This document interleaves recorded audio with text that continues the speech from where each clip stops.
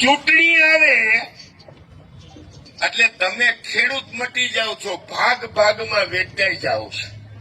આ જે લેવો છે ને આ કડવો છે ને આ આહિર છે ને આ દરબાર છે ને આ રબારી છે, ખેડૂત મટી જાઓ છો કાકાઓ. એટલે 2% વાળા તમારી ઉપર રાજ કરે અને તમે ધારાસભ્ય નથી ચૂંટતા.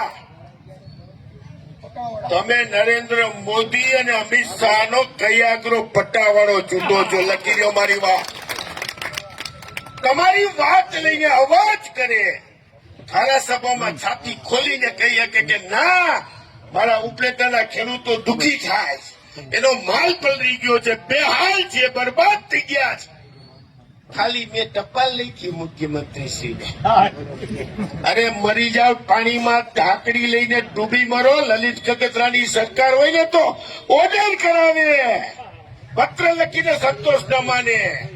તમારી સરકાર, તમને 30 વર્ષથી આ ખેડૂતના દીકરાઓએ પેટ ભરીને મત આપ્યા છે અને તમે ટપાલ લખો.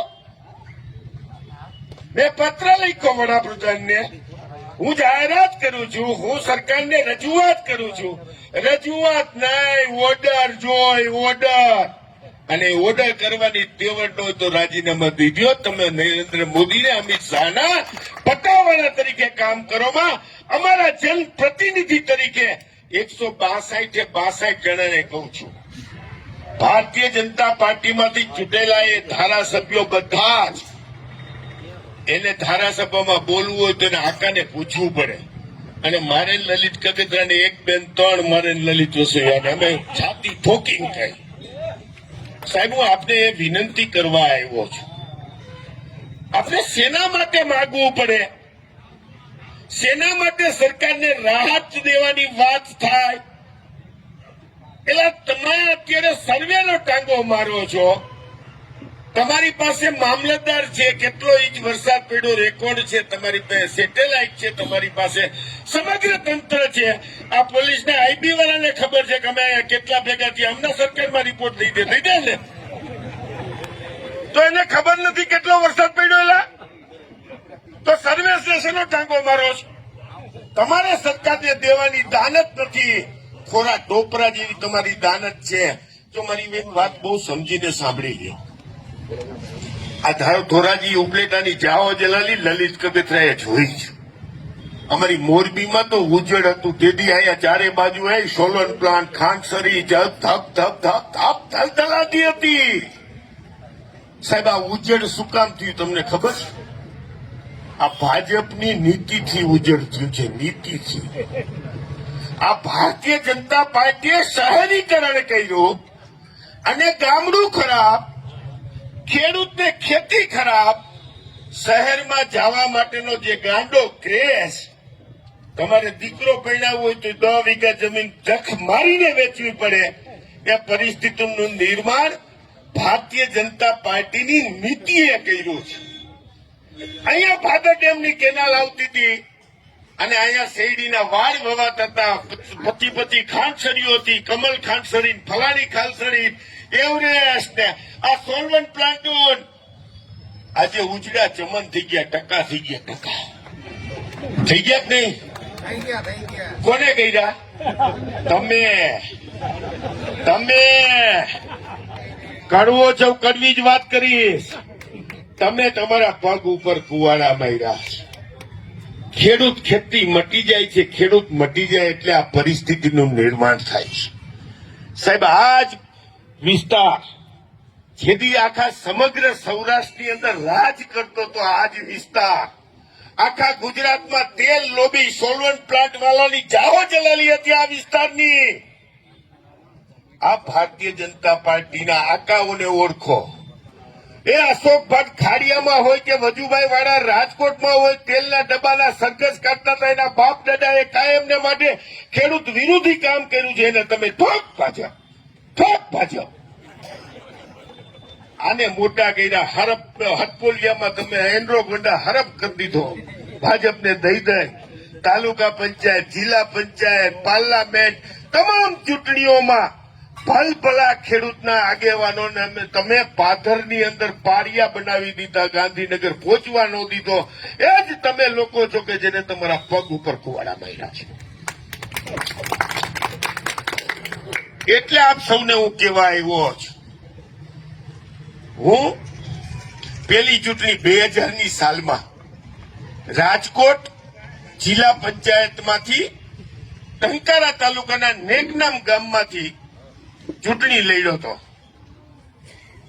જિલ્લા પંચાયતની 2000ની સાલમાં. તેથી હું 40 વર્ષનો હતો અને તેથી મારું એક સૂત્ર હતું, ખેડૂત, ખેતી અને ગામડું બચાવો, ભાજપને ભગાવો. આજે આ જ વાત તમને કરી રહ્યો છું કે ખેડૂત, ખેતી અને ગામડા માટે ભારતીય જનતા પાર્ટીને નાવા નીચોવાનો સંબંધ નથી. તેમ છતાંય તમે જોઈતા છો, લહણ ખાઈને જોઈતા છો એના આકાશ. અને જે દિવસે મેં સૂત્ર આપ્યું હતું તેથી 42 વર્ષનો હતો. લોકો મને લલિત કહીને બોલાવતા હતા. પછી જિલ્લા પંચાયતમાં વિઠ્ઠલભાઈના ઘરના પ્રમુખ થયા ને હું ઉપપ્રમુખ થયો એટલે મને લલિતભાઈ મીંડા કહેવા. હવે આખું ગુજરાત લલિત કાકા કીએ છે. હવે બાપો થાવી પેલા તો તમે સમજો ને કે આમને પતી જાવું ભાઈ. એટલે હું તમને કહેવા આવ્યો કે ખેડૂત, ખેતી અને ગામડા માટે ભારતીય જનતા પાર્ટીને નાવા નીચોવાનો સંબંધ નથી. જેના બાપ દાદા તમારું સસ્તું ખાવા માટે જે તેલની મગફળી ખાય તો હાર્ટ એટેક થાય એનો આખા દુનિયાભરમાં પ્રચાર કરવા વાળા, ખેડૂતની ડિમાન્ડ ઘટાડવા વાળા, અને તમે પાછા ભાજપને મત દઈ દઈને એને પાડા જેવો એંડા ગુંડા કરી દીધો. હવે તો રાવણ કરતા પણ જાજુ અભિમાન આવી ગયું કાકા તમારા મતથી. એને તો એમ થઈ ગયું કે આ લલિત કગતરો ભલે ને બરાડા મારે, અમે ચૂંટાય તો અમે જ છીએ ને. વાતે સાચી છે, ખોટી વાત તો છે નહીં. આજે મારે તમને કહેવા આવવું છે કે પડધરીમાંથી હું આવું છું એટલે મારા એકના જ ખેતરમાં પાથરા દઈના છે. પાથરા બધા તણાઈ ગયા, મારા જ ખેતરમાં તણાઈ ગયા છે. ઉપલેટામાં કાકા આ તમારો કયો આ ચોક છે? બાવલા ચોકમાં માણા હંબાવું ન જોઈએ એની માને. ભલભલા રવ ચમરબંધીના દીકરા નહીં વાકો વારી દે. તમારી સંખ્યા જ હોય અને સંખ્યા બળ હોય તો જ લોકશાહીમાં ગમે તે ચમરબંધી પકડાય.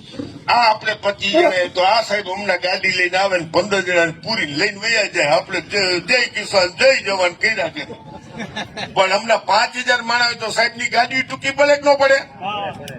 સાહેબ હાથે આવવું આવીએ કે સામું જોવે અને સરકારે આવવું પડે. સાહેબ ખેડૂતના દીકરા તરીકે આતેડી કડકડે છે એટલે તમને કહું છું કે આ સમાજ ક્યાં જઈ રહ્યો છે. તમે લખી લેજો મારા શબ્દ. આવું ને આવું હાઈલું તો 7 બારના પાનિયામાં તમારું નામ નહીં રહ્યું. આ લલિત કગથરાનો શબ્દ લખી લો.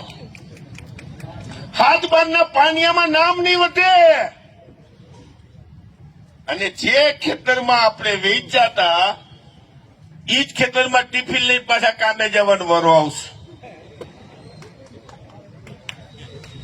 એટલે મહેરબાની કરીને તમે દરેક ખેડૂતના દીકરાને એક ખેડૂતના દીકરા તરીકે વિનંતી કરું છું કે ગમે તેવી વાત કરીને તમારા મત લઈ જાય.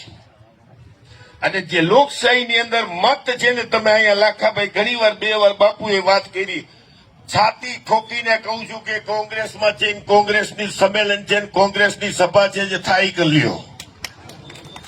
કોંગ્રેસી જાય, કોંગ્રેસના વિચાર છે કે જેને દેશનું સારું કર્યું છે, ખેડૂતો માટે વીમો લેવા હતા, ખેડૂતોનું દેણું માફ કર્યું હતું, એ સરકાર સાથે છે. હું આ ગદ્દાર સાથે નથી, એવી હું સ્પષ્ટ વાત કરવા તમારી પાસે આવ્યો છું.